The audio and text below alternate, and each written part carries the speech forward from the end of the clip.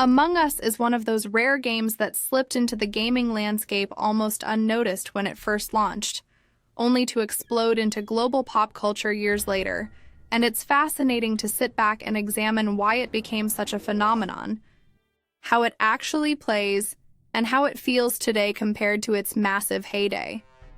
At its core, Among Us is deceptively simple. You and a group of players are placed aboard a spaceship, a planetary base, or an airship depending on the chosen map. And your goal as crewmates is to complete mundane little tasks: wiring panels, swiping ID cards, emptying trash chutes, while trying to survive. But lurking among you are imposters, players with the sole mission of sabotaging the crew and eliminating everyone else without being caught. The beauty of the game lies in the tension between trust and suspicion, in the social deduction moments. When the emergency meeting is called and suddenly the chat fills with accusations, half-truths, panicked defenses, and bold lies. It's a game about human psychology as much as it is about running around hallways, clicking glowing buttons. The tasks themselves are intentionally light and somewhat trivial. They serve more as distractions and proof of innocence tools than real gameplay challenges. If you see someone faking a task incorrectly, that's a red flag. If someone was conveniently alone when the lights went out or was just passing through, near a fresh body, suspicions rise. Imposters get access to sabotage options like cutting the lights, triggering oxygen depletion, or closing doors to trap crewmates in. These create controlled chaos, forcing players together and opening windows of opportunity to strike. And of course, imposters have vents, a way to zip through the map quickly and disappear before anyone can notice, which becomes a central point of accusation in meetings. "I saw red vent," the infamous line that has ended many rounds. One of the reasons Among Us works so well is because it's so accessible. The controls are dead simple: point and click on PC, tap on mobile, joystick movement if you prefer. So it doesn't matter if you're a seasoned gamer or someone who rarely plays, you can jump in within minutes. The UI is stripped down, but clear, tasks highlight themselves, meetings pull up an easy voting system, and all the crucial information is visible without overwhelming you. In a way, its minimalism is its greatest strength, allowing the social gameplay to shine without being bogged down by complicated systems. And that design choice explains why it went viral in 2020. In a time when people were isolated, the game gave them a simple but emotionally intense way to interact, laugh, argue, and connect with friends or strangers online. Visually, Among Us is straightforward, almost cartoonish. The art style is flat and colorful. The little bean-shaped astronauts with their single visor are instantly recognizable. They're designed for maximum meme potential. Easy to draw, easy to modify, easy to recognize even at tiny scales. It's not a game that leans on high-fidelity graphics or immersive detail. Instead, its style is charmingly simplistic, with clean lines and bright palettes that make it instantly approachable.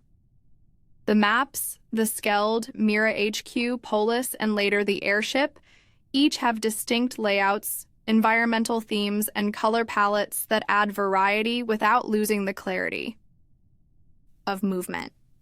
Despite being simple, each has its own strategies.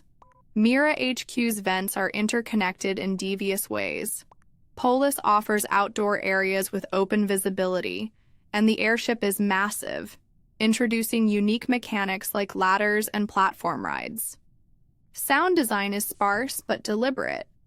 The eerie quietness of wandering hallways, the muffled beeps and mechanical whirs of tasks, and the sudden, shocking sound effect when an imposter strikes all contribute to its tension. The kill animations, over the top, cartoonishly violent, are part of the fun, from snapping necks to tongue spears bursting out of the visor. Even the voting phase has its own little audio cue, a subtle reminder that this part of the game is as important as any task or sabotage. The music is not intrusive. Instead, the soundscape emphasizes silence and paranoia, making every footstep or unexpected encounter with another crewmate feel loaded with meaning. Story-wise, Among Us is practically non-existent in a traditional sense. There is no narrative, campaign, no lore delivered in cutscenes.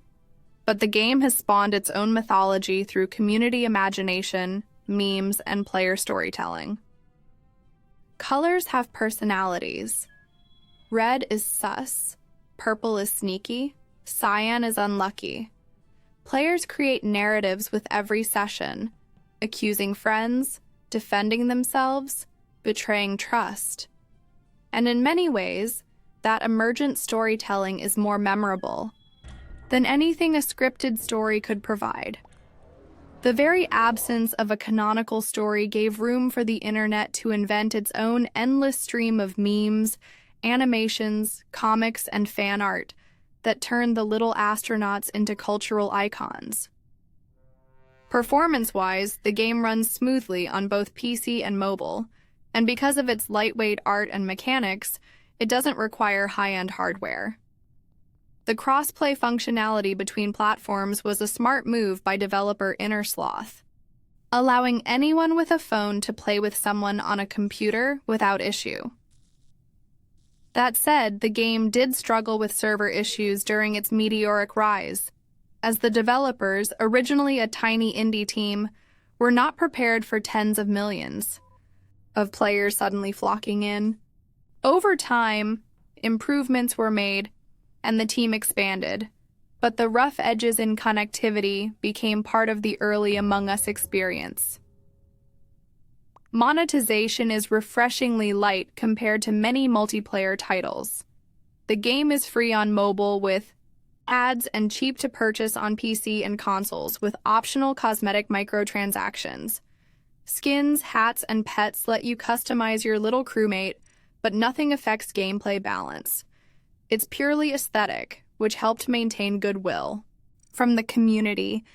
The introduction of new roles and cosmetics over time, such as scientists, engineers, shapeshifters, and guardian angels, has helped add variety while still keeping the base structure intact. Replayability comes from the human factor. No two games are the same, because the dynamics of trust, deceit, and paranoia shift with every lobby, every group of players.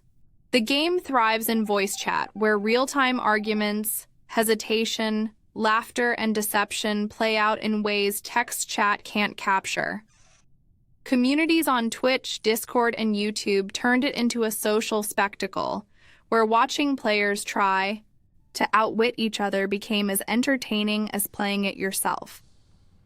That streamer boom is what really catapulted Among Us into mainstream culture, drawing celebrities, politicians, and people far outside the gaming bubble to try it. Comparisons can be drawn to classic party games like Mafia or Werewolf, but Among Us digitizes the formula in a way that's accessible worldwide and wrapped in a quirky sci-fi shell.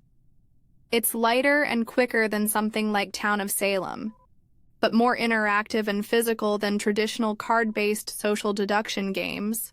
Its popularity may have waned from the peak pandemic days, but it still maintains a strong community, especially with the updates and expansions that Innersloth continues to provide.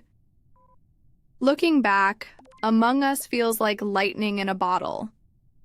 It's a reminder that games don't need cutting-edge graphics or complex mechanics to capture the world's attention. They just need the right mix of simplicity, accessibility, and social friction. The little astronaut beans became a symbol of suspicion, trust, and betrayal. And even though the hype has cooled, the game remains a cultural touchstone, a party game that will continue to resurface whenever people want to laugh, argue, and backstab their friends in the safest, funniest way possible. It's not just a game, but a snapshot of an era, immortalized in the word sus.